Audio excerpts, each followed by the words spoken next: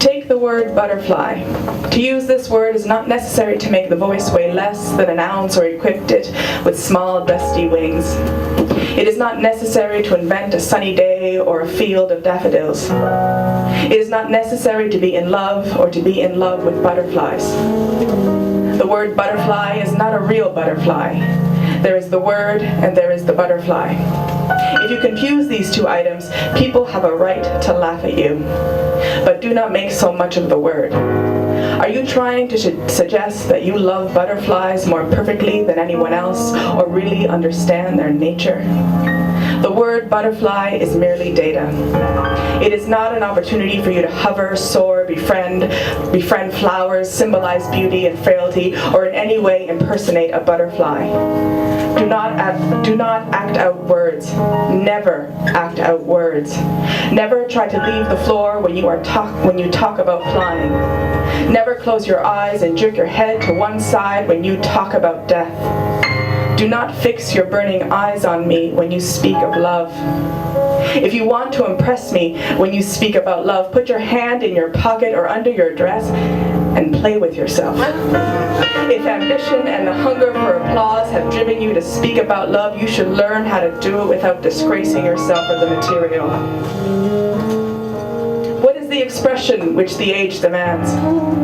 The age demands no expression whatsoever. We have seen photographs of bereaved Asian mothers. We are not interested in the agony of your fumbled organs.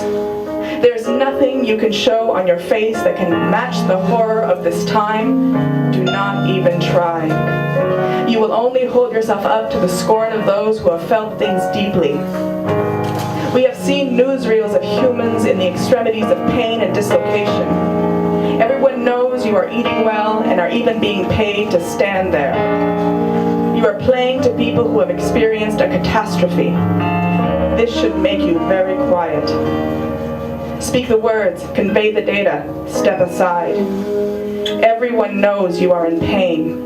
You cannot tell the audience everything you know about love and every line of love you speak. You cannot tell the audience everything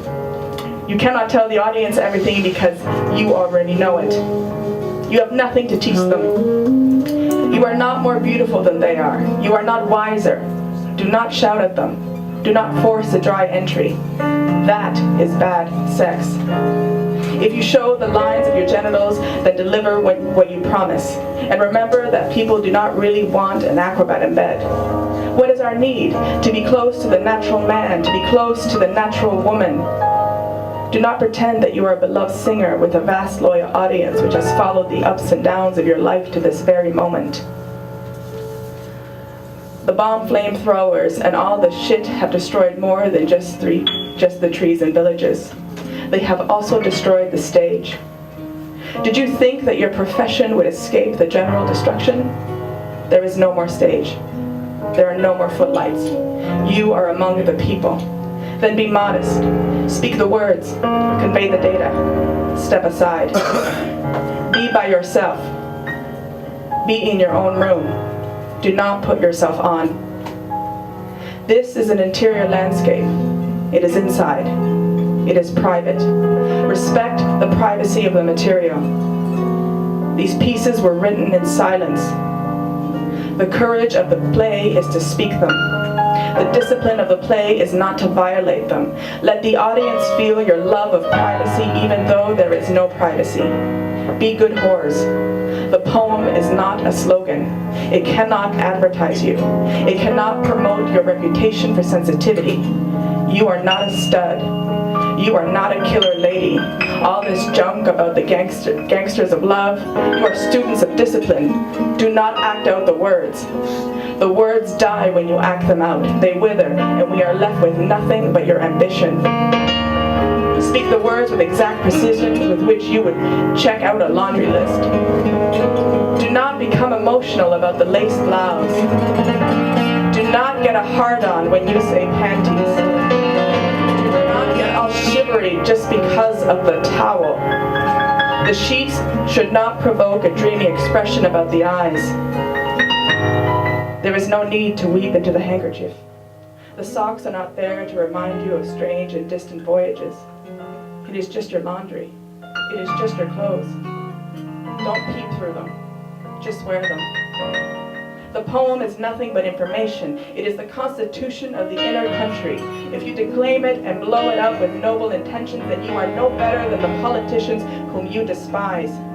You are just someone waving a flag and making the cheapest kind of appeal to a kind of emotional patriotism. Think of the words as science, not art. They are a report. You are speaking before a meeting of the Explorers Club of the National Geographic Society. These people know all the risks of mountain climbing. They honor you by taking this for granted. If you rub their faces in it, that is an insult to their hospitality. Tell them about the height of the mountain, the equipment you used. Be specific about the surfaces and the time it took to scale it. Do not work the audiences for gasps and sighs. If you are worthy of gasps and sighs, it will not be from your appreciation of the event, but from theirs. It will be in the statistics and not the trembling of the voice or the cutting of the air with your hands. It will be in the data and the quiet organization of your presence. Avoid the flourish. Do not be afraid to be weak. Do not be ashamed to be tired. You look good when you're tired. You look like you could go on forever. Now, come into my arms. You are the image of my beauty.